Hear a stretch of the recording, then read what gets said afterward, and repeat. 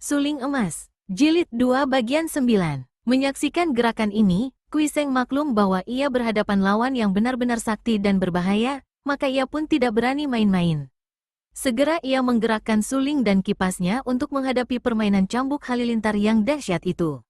Karena tahu bahwa ilmu cambuk halilintar adalah ilmu sakti yang sukar dilawan dan harus dilawan dengan ilmu sakti lagi, maka Kuiseng segera memainkan suling di tangan kanan menurut ilmu pedang Pat Sian Kiam Hoat, sedangkan kipasnya ia mainkan dengan ilmu kipas Lo Hai San Hoat.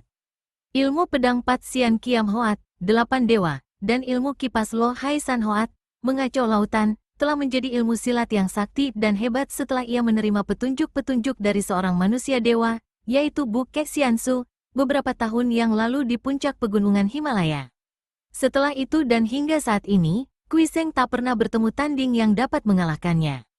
Dan sekarang menghadapi Ban Pilocia yang demikian sakti, terpaksa ia mengeluarkan dua ilmunya yang dimainkan dengan lincah dan penuh mengandung tenaga sinkang.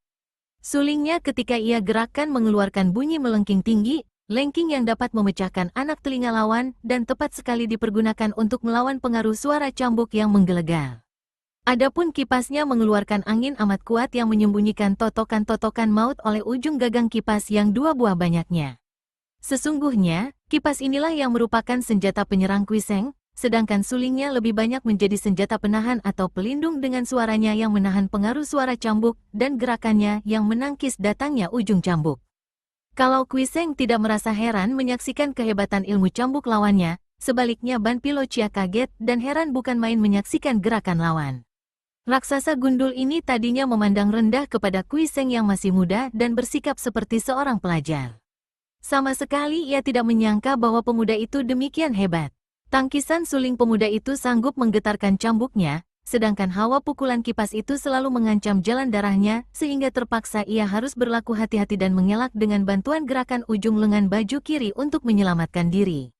Padahal ia mengenal betul bahwa suling itu memainkan ilmu pedang Pat Sian Kiam Hoat, sedangkan kipas itu memainkan ilmu silat Lo Hai San Hoat. Akan tetapi alangkah bedanya dengan permainan orang lain. Permainan pemuda ini telah membuat dua macam ilmu silat itu menjadi ilmu yang amat dahsyat, yang biarpun sudah ia kenal gerakan-gerakan dan perubahannya, namun masih sukar untuk dihadapi. Diam-diam Ban Pilocia harus mengakui pendapat umum di dunia persilatan bahwa kehebatan seseorang bukan semata-mata tergantung kepada ilmu silatnya, melainkan kepada si orang itu sendiri, kematangan dan kesempurnaannya mempelajari ilmu itu. Pula benar kalau orang mengatakan bahwa dalam menghadapi lawan, orang harus berlaku hati-hati terhadap pertapa yang kelihatan tua dan lemah, terhadap pelajar yang kelihatan halus, dan terhadap wanita yang biasanya digolongkan orang lemah. Wut, tar. Sekali serang, cambuk itu sudah menyambar secara berturut-turut hanya selisih beberapa detik saja ke arah ubun-ubun kepala, leher, lalu pusar. Kuiseng menggerakkan suling menangkis serangan pada ubun-ubunnya, kemudian ia memiringkan tubuh mengubah kedudukan kaki untuk menghindar dari serangan pada leher. Adapun pecutan pada pusarnya ia tangkis lagi dengan sulingnya sambil menggerakkan kipasnya ke depan menotok jalan darah pada siku lawan. Kalau totokan ini mengenai sasaran, tentu lawannya akan terpaksa melepaskan cambuk. Ban Pilocia berseru keras, mengerahkan sinkang dan ujung cambuknya terus melibat suling, sedangkan totokan pada siku kanannya ia tangkis dengan ujung lengan sebelah kiri. Bret, robeklah ujung lengan baju oleh ujung kipas, akan tetapi totokan itu meleset tidak mengenai sasaran. Kuiseng terkejut karena tak mampu menarik kembali sulingnya yang terlibat. Maka ia menggerakkan kaki maju setengah langkah, mencondongkan tubuh ke depan, dan melanjutkan gerakan kipasnya, kini menusuk lambung lawan disusul kaki kanan menendang ke arah pusar. Diserang secara hebat ini, Ban Pilocia kembali berseru keras dan tubuhnya meloncat ke belakang. Ia berhasil menyelamatkan diri dari bahaya. Namun di saat bersamaan, Kuiseng mengerahkan tenaga, dengan sekali renggut ia membuat suling yang terlibat lepas dari ujung cambuk. Kuiseng menahan rasa sakit pada telapak tangan yang memegang suling, terasa panas dan kesemutan. Hebat, kau orang muda aneh dan hebat.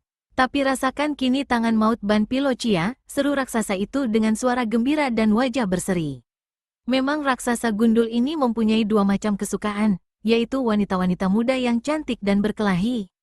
Makin kuat lawannya, makin gembira hatinya, dan makin muda cantik seorang wanita, makin tergila-gila dia sebelum mendapatkannya.